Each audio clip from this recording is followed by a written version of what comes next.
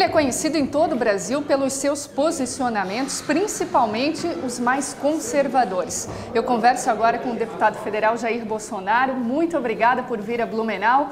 Você esteve aqui na cidade para uma audiência sobre desarmamento. Então, eu gostaria de, em primeiro lugar, saber a sua opinião, né, sobre esse projeto do deputado Peninha, que visa aí criar uma nova legislação para o porte de armas aqui no Brasil. Primeiro, revogando esse atual Estatuto de Desarmamento, que só desarmou o cidadão de bem. A bandidagem continua muito bem armada. E, em sendo assim, cada vez eles encontram o mercado de trabalho para eles muito mais fácil, praticamente sem qualquer reação. Nós queremos dar o direito ao cidadão de bem poder defender a sua vida e, pensando no Brasil todo, esse mesmo cidadão de bem ser a primeira linha de defesa numa proposta totalitária deste governo que está aí. Ou seja, as ditaduras geralmente são precedidas por campanhas de desarmamento. O senhor não acredita que, por exemplo, numa briga de trânsito, o cidadão que estiver armado pode cometer um homicídio? Vai ser muito pelo contrário, né? Primeiro é que eu estou falando em posse de arma, depois posso falar em porte. Ele sabendo que outras pessoas podem estar armadas, ele não vai dar uma iniciação a um ato absurdo desse aí. E outra coisa, aquele elemento que queira viver na clandestinidade do tocante à arma, ele já tem sua arma fria em casa, ok? Vamos ter a chance, sim, daí sim, fazer uma campanha e punir exemplarmente quem porventura esteja com uma arma ilegal. Hoje em dia, eu mesmo disse, por ocasião do referendo de 2005, que caso o voto sim fosse vitorioso, eu ia ter arma fria comigo, né? Desrespeitando a própria lei. E naquele momento eu respondi que a minha vida vale muito mais do que um pedaço de papel. O governo, então, você pode ver, no caso das UPPs do Rio de Janeiro, quando o governo tomou o Morro do Alemão, você viu uns 200 marginais fugindo com fuzil e não fizeram nenhuma operação para conter, para prender ou até aniquilar esses bandidos, caso eles reagissem. Ou seja, a violência se espalhou pelo estado do Rio de Janeiro em nome dos direitos humanos de marginais. Agora, nessa sua passagem por Blumenau, no seu discurso, você criticou muito o governo da presidente Dilma Rousseff. Qual a sua avaliação? Se fala muito em democracia, mas basicamente todas as políticas no Brasil passam pela presidência da República. Ela que é a indutora das políticas mais variadas possíveis.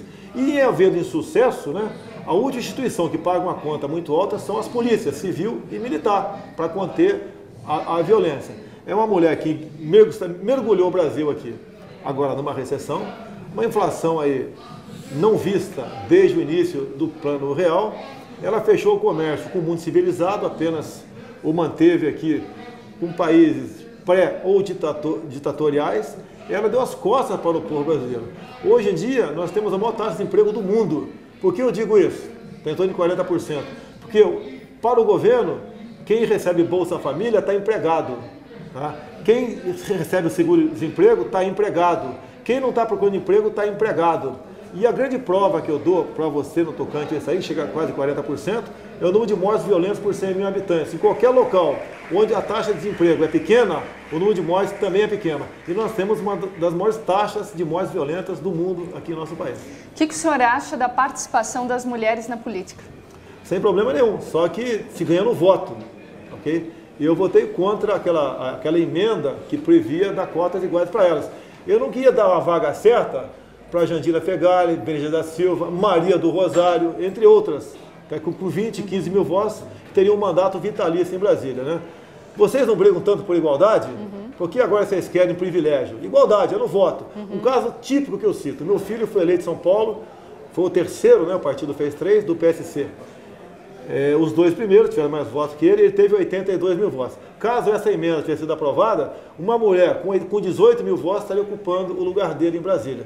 E as mulheres são apaixonadas pelo meu filho, não queriam que isso acontecesse. Agora o senhor deu várias declarações polêmicas, uma delas em 2011 que disse o seguinte para um veículo: o senhor preferia que o seu filho morresse num acidente do que se ele fosse homossexual. Olha, o senhor continua com esse pensamento? Isso daí, olha só, são aquelas momentos que você extrapola, né? Explode, né? Eu não penso nisso, porque eu tenho certeza que nenhum filho meu jamais será gay. Você é solteira? Sou. Deixa eu apresentar meu filho depois aqui, tá ok? Você vai conhecer meu filho aqui, tá legal? Eu não tenho da família Bolsonaro, você não nega fogo não. Então eu entendo eu entendo que a questão do homossexualismo é muito mais comportamental do que genético. De acordo com a educação, a criança vai ou não seguir aquilo. Tanto é verdade que o governo quer instituir agora, por decisão isolada do MEC, a ideologia de gênero nos municípios do Brasil. Eu já tive a grata satisfação de saber antecipadamente que isso não será aprovado aqui em Blumenau. Agora eu vou perguntar mais uma vez, se o seu filho, Eduardo, deputado, fosse homossexual, agora que o senhor disse que pensou... Olha, eu sonho com meu filho ser deputado, ser senador, ser trabalhador, ser engenheiro, ser motorista de ônibus. Isso não passa pela minha cabeça. Na cabeça de um pai que é homem, é temente a Deus e honra a família, isso não passa pela cabeça dele, tá ok? Então eu não vou te responder. Você pode novamente a chance de perguntar para ele depois, já que ele vai talvez perguntar hoje aqui. E outra declaração polêmica do senhor foi com relação também a uma pergunta em 2011 no programa CQC.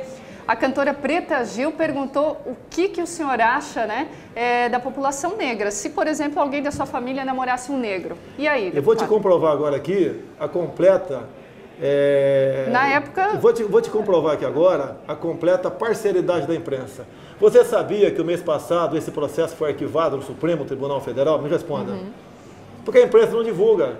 Eu passei 3 anos levando pancada como racista. Ou seja, eu respondi para um laptop as perguntas da Preta Gil. É a única que estava naquele laptop ali. Dei as respostas e o CQC, o programa CQC, inverteu as respostas. Tanto é que eu pedi a fita bruta para a minha defesa e o programa CQC respondeu simplesmente uma coisa para o procurador da República, doutor Janot, que não tem mais a fita bruta, ela foi reutilizada. Ou seja, se o senhor Marcelo Taz entregasse a fita bruta, estaria fazendo prova contra ele mesmo. Eu sou um alvo compensador, eu vou dar trabalho em 2018. E só calúnia, e só com calúnias eles podem tentar me derrubar. Tanto é que ano passado eu devolvi 200 mil da Friboi que botaram na minha conta por ocasião da campanha. Qual parlamentar faz isso aí? O senhor vai ser candidato a presidente, então? Eu pretendo estar num partido que, por ocasião das eleições de 2018, entre nós, caso alguém tenha condições de disputar a presidência, que fique conosco essa legenda, e não seja vendida para o PT como o meu partido vendeu ano passado. Agora, para a gente finalizar, no seu discurso aqui, você falou da época da ditadura. Você gostaria que voltasse essa época no Brasil? Quem tem saudade dos valores daquela época é o povo brasileiro. Okay? Você tinha família, bandido era bandido, polícia era polícia, você tinha respeito, você podia andar de madrugada pelas ruas, tinha direito de ir e vir. O único direito que você não tinha era votar para presidente, governador, capitais e territórios. E o senhor quer isso de volta? Não, olha só, você não tinha isso. O povo foi à rua para pedir o quê? Ele não foi pedir segurança, saúde e educação, foi para pedir direto já. Hoje estão votando. Estão felizes? Não. Então aquela época foi marcante, porque nós evitamos, no dia 2 de abril de 64, foi quando o Congresso cassou o mandato de João Goulart, evitamos que o Brasil fosse comunizado. Hoje eles estão pelo grancismo. Você já viu os currículos escolares, como está apinhado de matérias, inclusive louvando Fidel Castro, Che Guevara, Zé Dirceu, Benedito da Silva, entre outros. A esquerda toda é louvada. Uma comissão nacional da verdade, onde a Dilma Rousseff indicou 7 para compô-la. Que imparcialidade tem essa comissão? Eu até na tribuna da Câmara fiz um discurso, né? Vale a pena falar aqui bem curtinho, 10 segundos. Eu comparei a comissão da verdade, aquela cafetina que queria escrever a tua biografia, que agora não é autorizada. Escolheu 7 prostitutas. A cafetina é Dilma Rousseff na forma pejorativa aqui. No final da história, qual é o relatório final das cafetinas? Ou melhor, das prostitutas, que a cafetina tinha que ser canonizada. Essa é a comissão da verdade de Dilma Rousseff.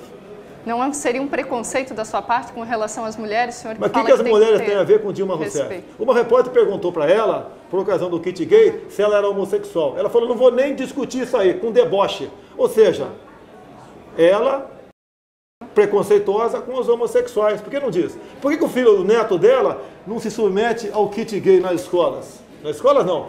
Bota lá dentro do Palácio do Planalto para aprender o kit gay. Está escrito aqui, ó, é para o público infanto-juvenil.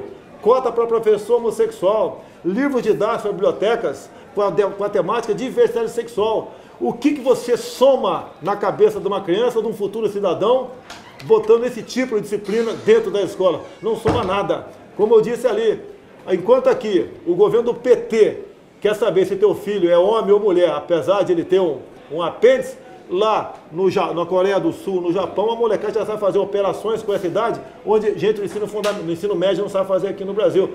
A educação é uma coisa que tem que ser tratada com respeito. Não é botar a criança o tempo todo dentro da sala de aula, não. Você tem que dar meios para a pessoa trabalhar.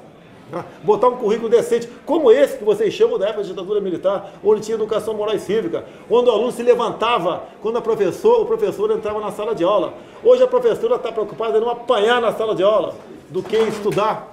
É isso que acontece no nosso país. Se o senhor for eleito, então será um regime ditatorial.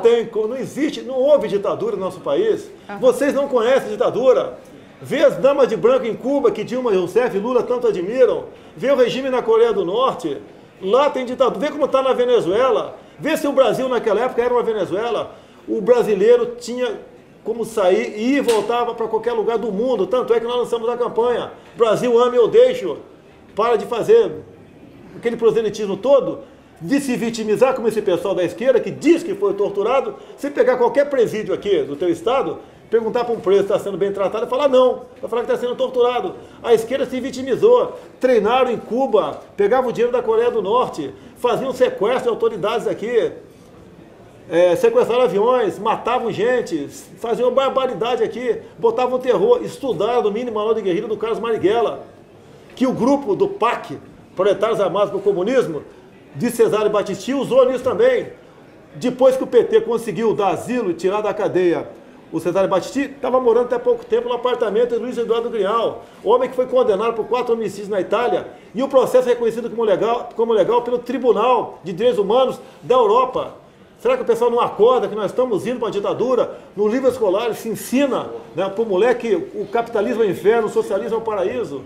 Acordem para isso. Esse pessoal que está no governo não está preocupado com democracia. Eles querem o totalitarismo. E para chegar lá, você tem que primeiro desarmar o povo, desacreditar as instituições, esculachar com os valores familiares, atacar as igrejas, as religiões, como se faz em parada gays, por aí afora, etc. É isso que acontece. Daí chega a hora deles realmente botar ali, através do regime de exceção, fazer valer o seu valor. E as Forças Armadas, graças a Deus pelo seu Exército, pela sua Marinha, pela sua Aeronáutica, são instituições que são o último obstáculo para a imposição do socialismo, que é o nome de fantasia do comunismo. Tá certo, então. Deputado, muito obrigada pela tua entrevista. O deputado Jair Bolsonaro, que já está na 7ª legislatura e continua aí com os seus posicionamentos fortes, principalmente os mais conservadores. Essa e outras entrevistas, vocês podem conferir aí outros vídeos no site diariodemajornalista.com.br.